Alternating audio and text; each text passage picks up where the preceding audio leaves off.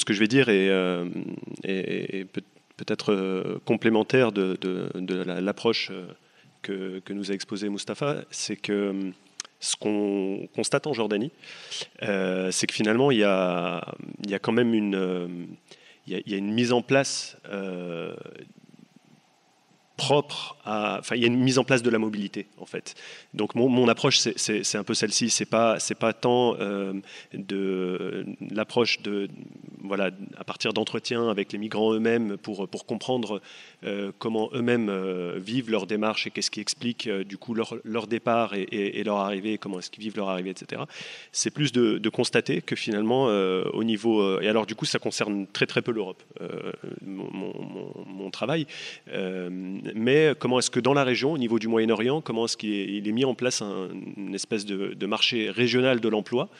En tout cas, il est pensé comme tel. Et alors après, dans les faits, la réalité n'est pas complètement en adéquation, mais on pense la mise en place d'un marché régional de l'emploi ou en fait d'un marché international de l'emploi. Donc c'est une vision qui est promue par les institutions internationales, donc notamment le FMI, avec cette idée qu'il faut que le travailleur se déplace pour aller chercher du travail là où il y en a, en fonction de ses qualifications, en fonction de ses compétences, et que cette mobilité-là ne s'accompagne pas du tout d'un droit dans le pays, d'un droit de citoyenneté dans le pays où ce migrant va être amené à travailler.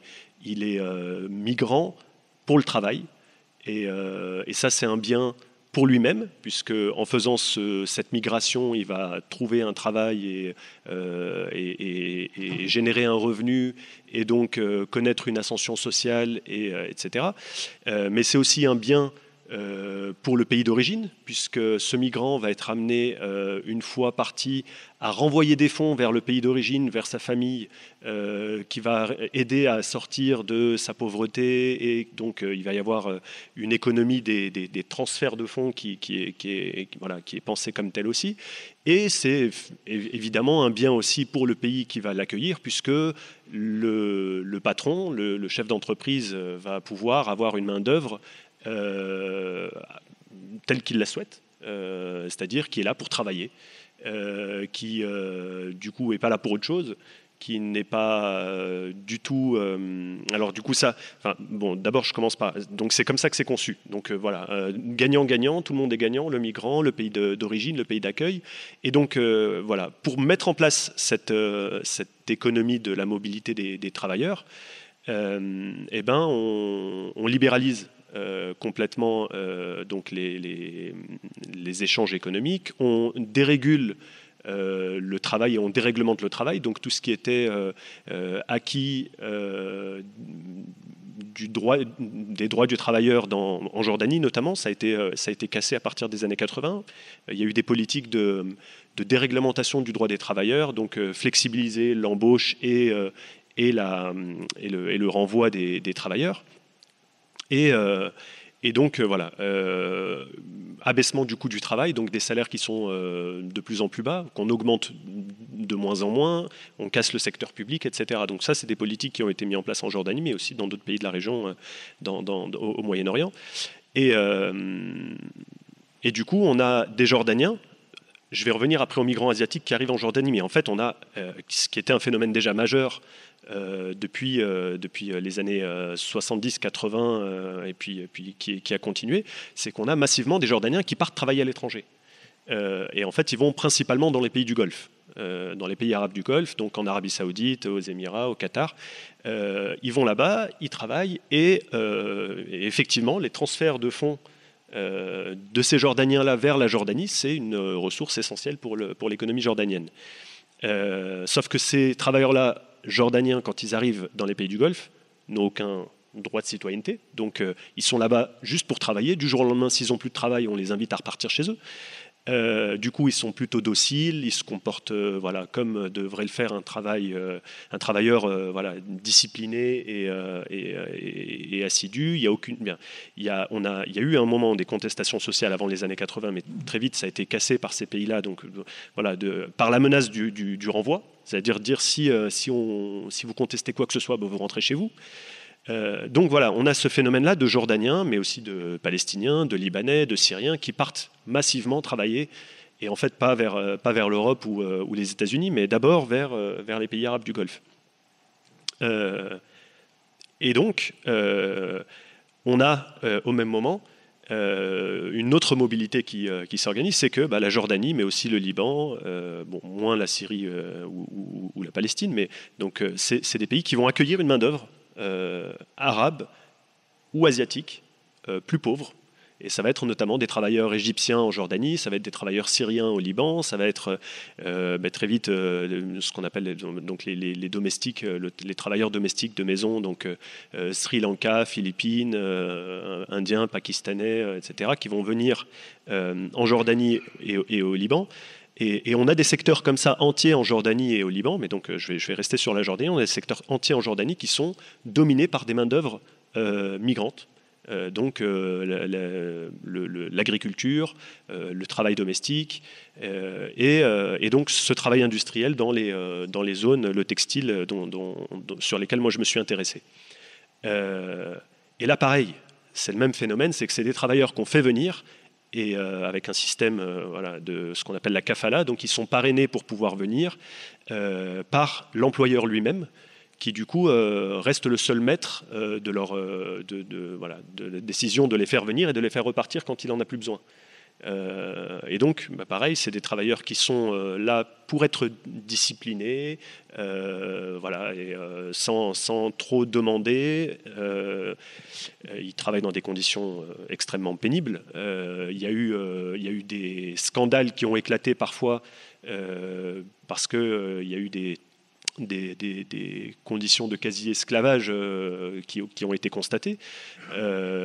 Donc des travailleurs à qui on enlève les papiers pour les interdire de pouvoir se déplacer dans le pays. Et donc ils sont en plus de ça. Donc pour le cas que moi j'ai étudié dans ces zones industrielles, en fait, c'est qu'on a des zones industrielles qui sont à l'écart des agglomérations, des travailleurs qu'on fait venir, qui, dans le contrat, c'est prévu que ces travailleurs-là sont hébergés par l'employeur. En fait, l'employeur fait construire des bâtiments dortoirs à proximité des usines. Ces travailleurs-là sont du coup hébergés dans ces bâtiments dortoirs qui sont à proximité des usines, et donc ils sont là uniquement comme force de travail, mis à disposition pour l'employeur, qui du coup les fait travailler. Alors là, pour le cas que j'ai étudié, c'est 8 heures par jour selon la réglementation, sachant qu'en plus de ça, il y a des heures supplémentaires fréquemment à chaque fois qu'il y a une nouvelle commande qu'il faut respecter. Donc c'est 4 à 5 heures par jour de plus, des semaines de 6 jours, aucun congé. En fait, il y a juste, je crois, c'est un congé par an de 3 jours, mais sinon le reste, un ou deux congés par an de 3 jours, sinon le reste, voilà, il n'y a pas de congé. Et voilà, et ces travailleurs-là, une fois qu'ils sont sous la menace à chaque renouvellement de contrat, de pouvoir être expulsés si jamais ils n'ont pas été comme le souhaitait leur employeur. Donc voilà, c'est ce contexte-là, je voulais insister dessus, de mise en mobilité des travailleurs, moi qui m'a intéressé, et où du coup, pour revenir un peu sur le terrain jordanien, l'économie qui a été constituée à partir il y a eu une réforme de l'économie à partir des années 80, impulsée par les organisations financières internationales, donc, et principalement le FMI pour la Jordanie, mais parfois c'est la Banque mondiale dans d'autres pays. Ces réformes-là, elles ont en fait créé une économie qui est avant tout destinée à être attractive pour les capitaux étrangers, et qui en fait, selon moi finalement, de ce que j'ai pu constater, c'est que c'est une économie qui est très peu pensée pour les travailleurs, pour les gens qui sont sur place, pour la population locale. Cette population locale, on lui dit, soit tu travailles dans ces usines-là qui ont pu naître de ces capitaux qui sont venus de l'étranger, soit tu vas travailler ailleurs. Et du coup, il y a effectivement de plus en plus. C'est des pays où on a de très forts taux de migration des jeunes diplômés qui, en fait, arrivé à un moment, soit ils travaillent dans des emplois où ils sont donc complètement surdiplômés par rapport aux emplois qu'ils possèdent, soit ils partent travailler à l'étranger. Parce qu'il n'y a pas une économie qui a été pensée pour eux, pour que... Voilà. Enfin, c'est cette idée finalement d'attraction des capitaux qui est que, j'ai pas parlé, mais je pourrais revenir un peu, c'est toutes ces réformes qui ont été mises en place, je disais à partir des années 80, en fait, c'est donc notamment, je disais, la déréglementation du travail et donc abaissement du coût du travail, donc, en fait, abaissement des salaires, mais c'est aussi libéralisation des échanges et donc faire des accords commerciaux avec tout un nombre de pays, donc avec les États-Unis, mais aussi avec l'Union européenne. Donc la Jordanie, elle s'est dotée d'un arsenal d'accords commerciaux qu'elle met en avant pour attirer les investisseurs étrangers, c'est-à-dire dire finalement... par exemple aux investisseurs asiatiques, venez en Jordanie, vous pourrez exporter librement, libre de change et libre de droit vers les États-Unis, vers l'Union européenne, etc. C'est comme ça qu'ils arrivent à capter. Création de zones franches un peu partout dans le pays. La Jordanie, c'est un des pays où, c'est un tout petit pays, mais en fait, il y a une panoplie de zones franches de toutes sortes qui sont créées partout à travers le pays. Pareil, c'est-à-dire que c'est des zones défiscalisées pour attirer les investisseurs, mais du coup des investisseurs qui profitent très peu à l'économie du pays en termes d'impôts et du coup même en termes de travail, puisque finalement ils ont fait venir une main-d'œuvre. Voilà. Donc des zones franches et des régulations financières, donc avec du coup arrivée de banques étrangères qui sont là aussi pour financer le pays et financer la dette. Et donc voilà, pour terminer sur ça, ce qui m'a amené un peu à m'intéresser à la question de l'endettement. Donc moi je disais je suis arrivé par l'économie politique et ces questions de politisation et de dépolitisation de l'économie et de comment est-ce que l'économie est instrumentalisée. Je me suis intéressé du coup à ces zones franches et de là je me suis intéressé à la question des réformes économiques qui sont mises en place dans ces pays.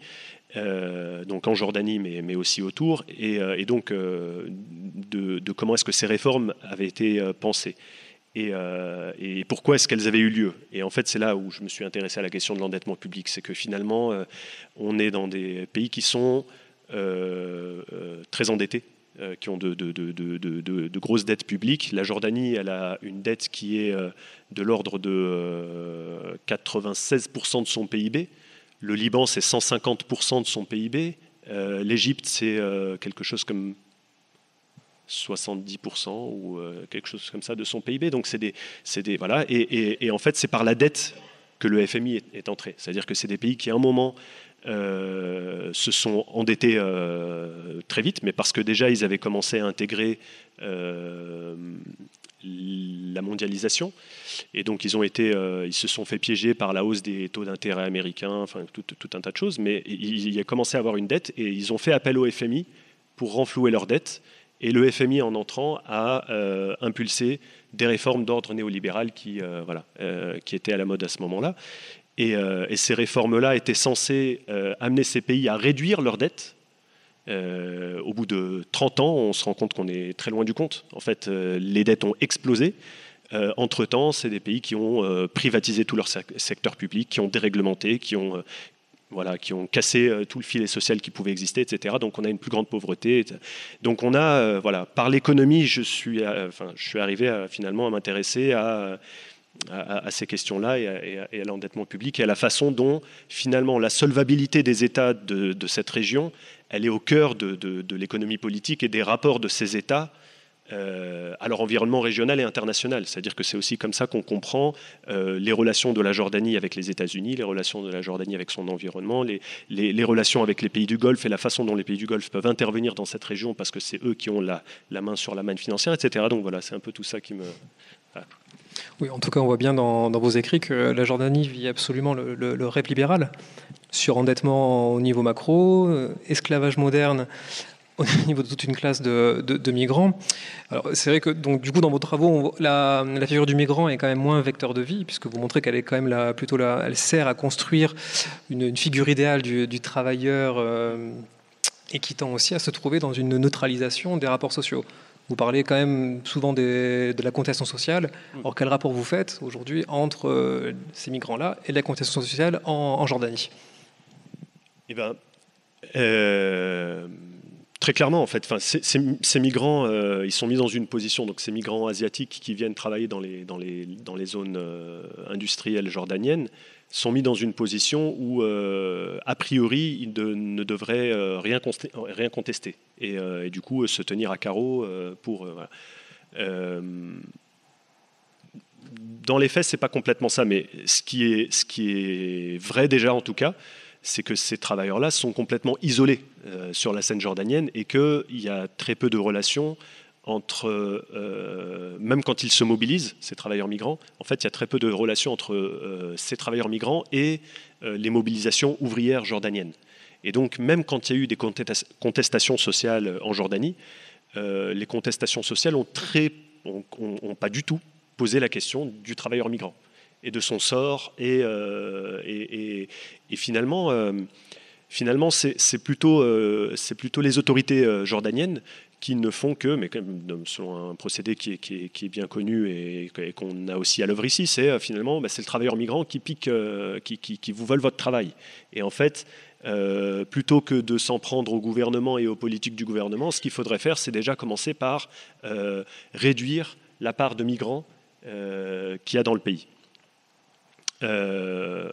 D'ailleurs, je continue un petit peu là-dessus, je reviendrai sur le travailleur migrant lui-même, mais ce que vous dites sur la question de la figure du travailleur idéal, c'est très vrai dans ce sens-là que finalement tout le discours des autorités publiques, qui est en fait une reprise du discours des patrons d'entreprises en Jordanie, c'est de dire le travailleur jordanien ne veut pas travailler. C'est pour ça qu'on fait venir des travailleurs migrants. Le travailleur jordanien, il a une culture bédouine. Enfin, il y a tout un discours très culturaliste et raciste, quoi, c'est une culture bédouine, c'est une culture de la honte. Il y a une fierté mal placée, etc. Donc, c'est un travailleur qui ne veut pas travailler. Qui n'est pas fait pour ça, qui n'a pas envie, qui préfère vivre dans une culture rentière, toucher son salaire sans rien faire, rester à la maison, etc.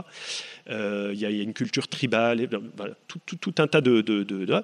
Sauf que ce qui est complètement occulté, c'est les conditions de travail complètement abominables qu'il y a dans ces usines. Ce qui est complètement occulté, c'est qu'on a dans d'autres secteurs des travailleurs jordaniens, des ouvriers, enfin il y a quand même des ouvriers, des secteurs où on a principalement des ouvriers jordaniens. Enfin les Jordaniens travaillent très bien quand il le faut, ils travaillent très bien à l'étranger aussi et dans des conditions aussi abominables, etc. Donc voilà, il y a ce discours-là qui est servi et ce qu'on demande, et moi ce que j'ai eu dans mes entretiens des fois avec des personnes du personnel du gouvernement, c'est de dire non mais ça c'est en train de changer, on commence à avoir des travailleurs jordaniens qui acceptent aujourd'hui de travailler dans ces usines. Alors, en gros, finalement, ils se félicitaient d'avoir gagné la partie, c'est-à-dire d'avoir réussi à faire comprendre aux travailleurs jordaniens qu'il n'avait pas d'autre choix finalement que d'accepter les mêmes conditions de travail qui étaient imposées aux migrants et que c'était ça son sort finalement et qu'il fallait bien. Donc voilà, on voit comment finalement le rôle du travailleur migrant, c'est aussi ça, c'est aussi de faire pression sur le travailleur jordanien pour lui dire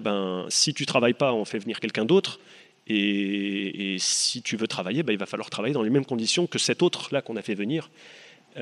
Donc voilà.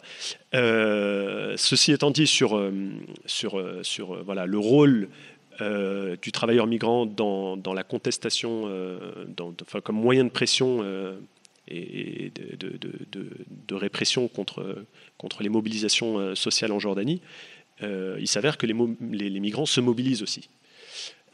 Qu'ils ont appris à se mobiliser, que depuis qu'ils sont venus en nombre en Jordanie, en fait, ils se sont aussi, ils ont aussi obtenu des victoires sur leur sort en Jordanie.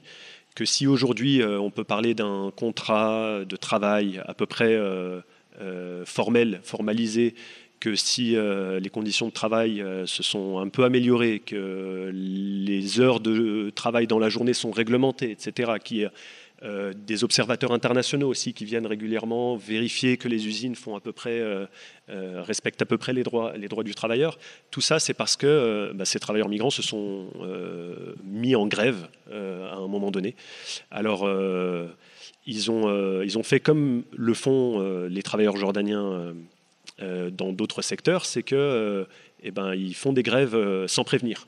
Parce qu'en Jordanie, normalement, selon les lois, toute grève doit être annoncée 3 semaines en avance et du coup ça donne souvent le temps aux acteurs publics de désamorcer la grève avant qu'elle puisse avoir lieu. Et du coup, ces grèves-là intempestives, voilà, c'est comme ça que font les travailleurs jordaniens avec des syndicats. Donc en plus de ça, voilà, le syndicalisme est autorisé, mais en fait il y a un syndicat unique par branche qui est autorisé.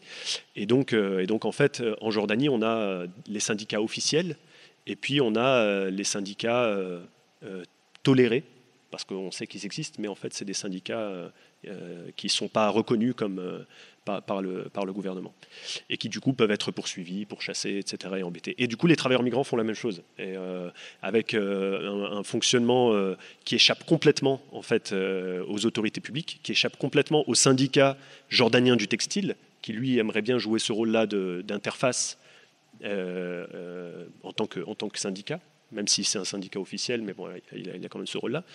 Et voilà, ils se mobilisent et du coup, il y a eu des grèves, il y a eu de fortes mobilisations. Parfois, c'est dans une seule usine, parfois, ça s'étend sur toute la zone industrielle, parfois, c'est coordonné sur plusieurs zones. Voilà, il y a eu ces mobilisations-là, mais ce que je disais, c'est que ça reste quand même complètement coupé du reste de la contestation sociale en Jordanie. Je me tourne vers vous, Mustapha, puisque vous avez quand même travaillé aussi sur le statut des réfugiés syriens en Jordanie. Et diriez-vous que ces migrants-là participent à la construction de cette figure du travailleur idéal en Jordanie ?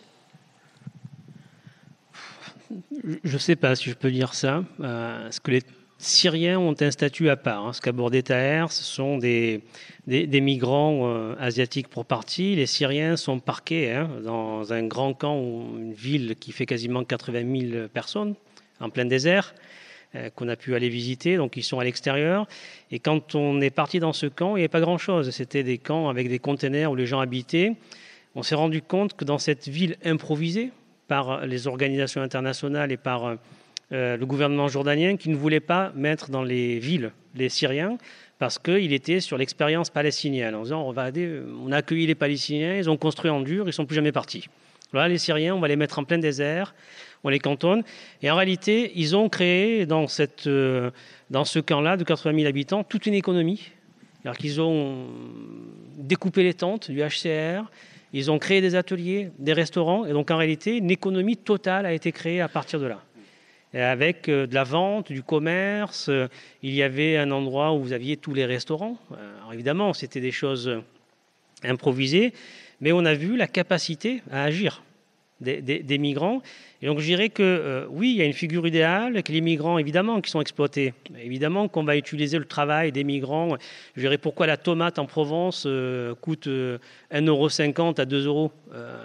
L'été ici, si vous suivez les règles normales du travail, les salaires tels qu'ils devraient être payés, la tomate ne peut pas coûter 1,50 €.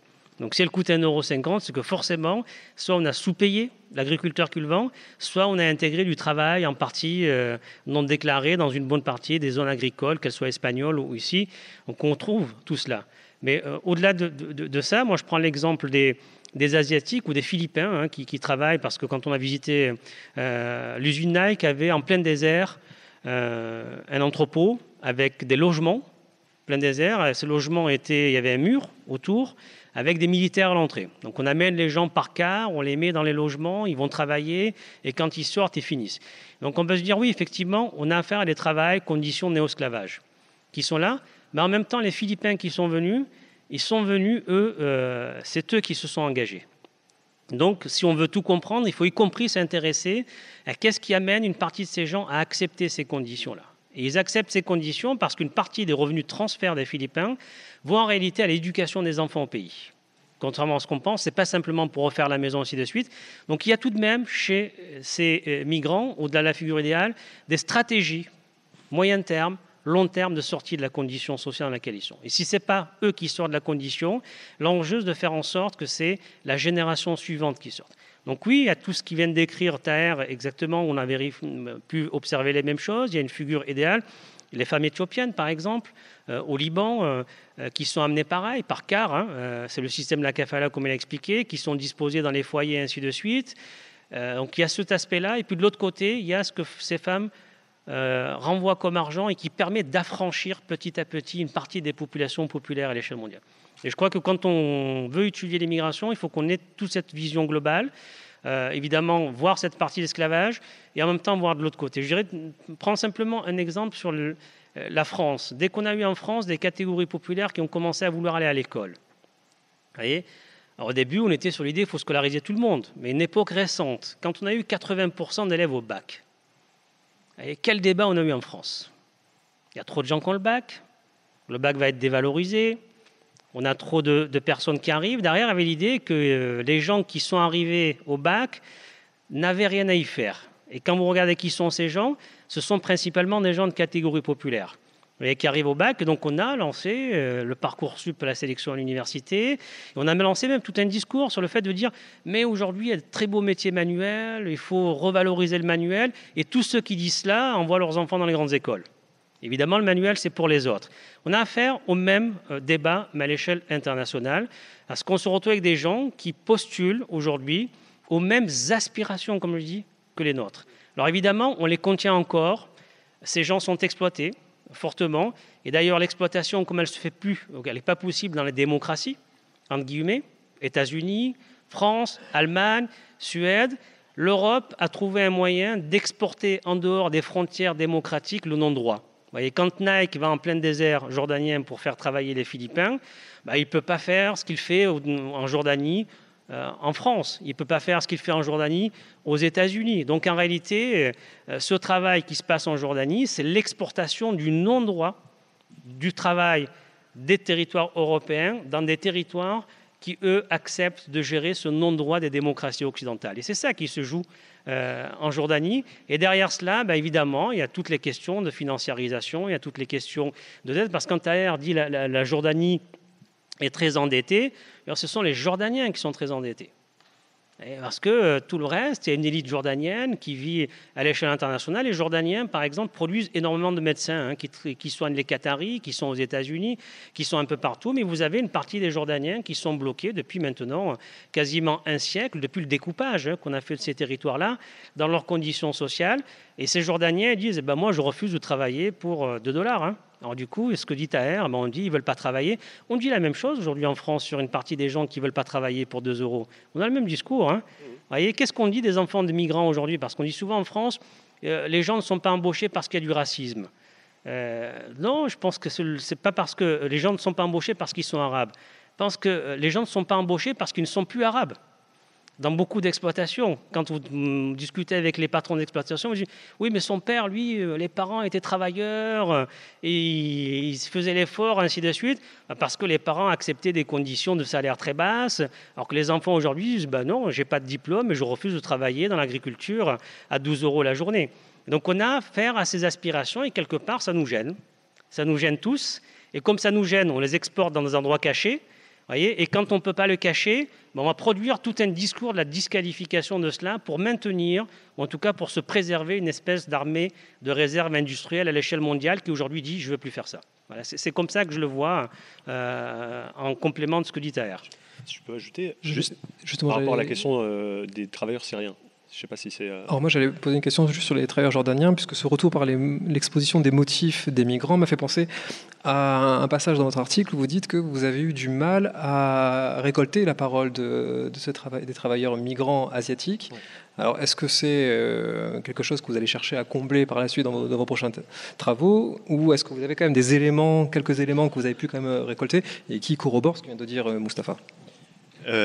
Oui, j'en ai. Alors du coup, juste, j'ai envie de réagir aussi sur la question des travailleurs syriens, juste pour confirmer. Donc effectivement, en fait, les travailleurs syriens en Jordanie sont là dans des conditions qui sont très différentes des travailleurs qui sont là sous système de kafala, donc qui viennent juste pour travailler, parce que du coup, leur séjour en Jordanie ne dépend pas d'un contrat de travail.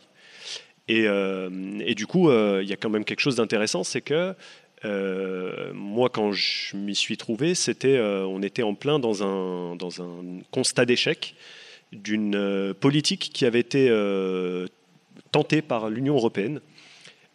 Parce que, en fait, ce qui inquiétait beaucoup l'Union européenne dans ces pays-là, c'était que finalement, ces Syriens qui se trouvent donc en Jordanie, massivement en Jordanie, Liban et Turquie, finissent par quitter ces pays-là pour se diriger vers l'Europe. Et donc, les politiques de l'Union européenne consistaient à essayer d'aider ces pays, donc la Jordanie, Turquie et Liban, à garder ces réfugiés chez eux.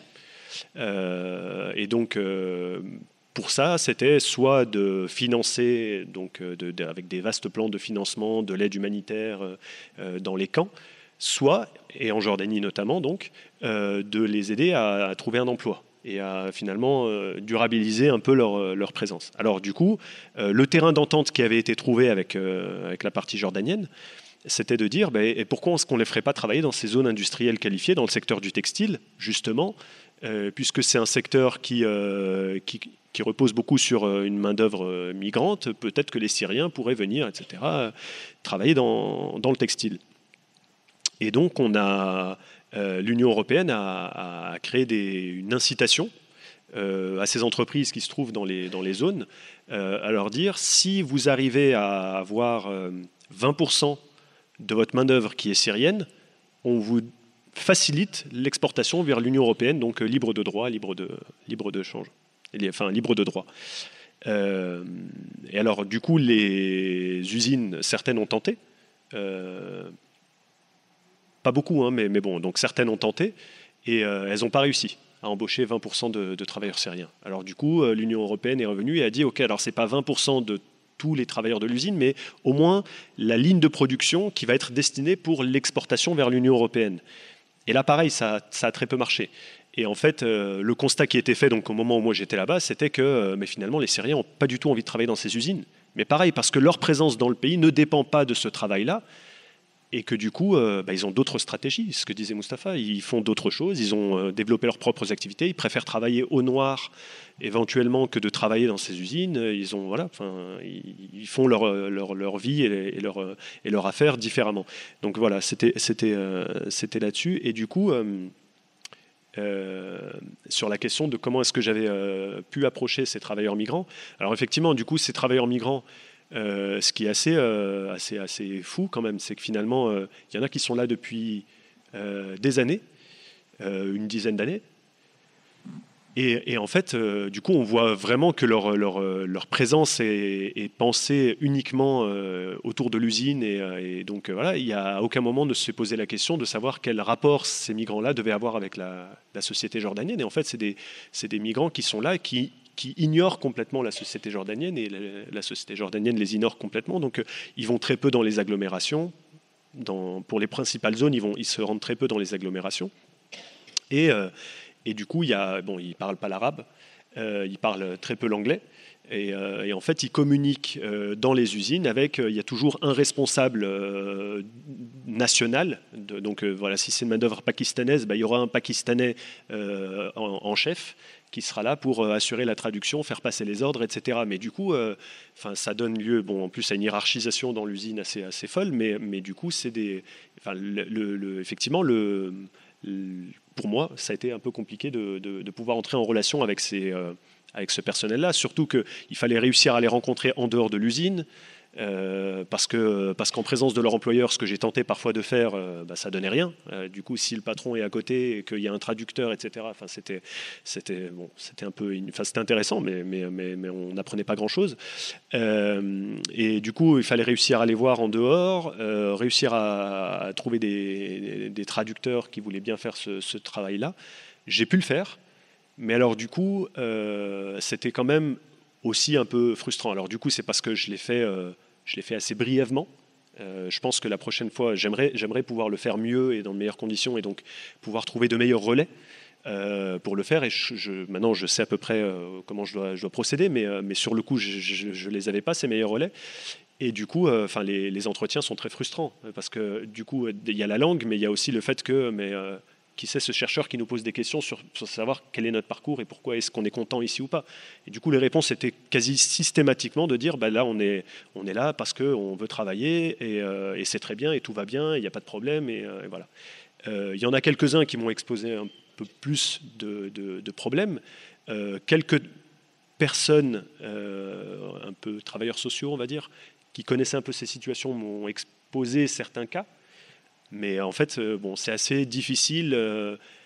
C'est-à-dire, ils ne parlent même pas de leur mobilisation, alors qu'on sait, on peut voir que ces travailleurs-là se mobilisent. Donc, effectivement, c'est pas une chose facile, et j'espère pouvoir approfondir, ce travail-là par la suite. Mais alors, du coup, il y a ça, et puis il y a vraiment peut-être la question que vous posiez tout à l'heure, c'est-à-dire vraiment l'articulation que j'aimerais pouvoir faire, mais à partir d'un vrai travail sur le terrain, de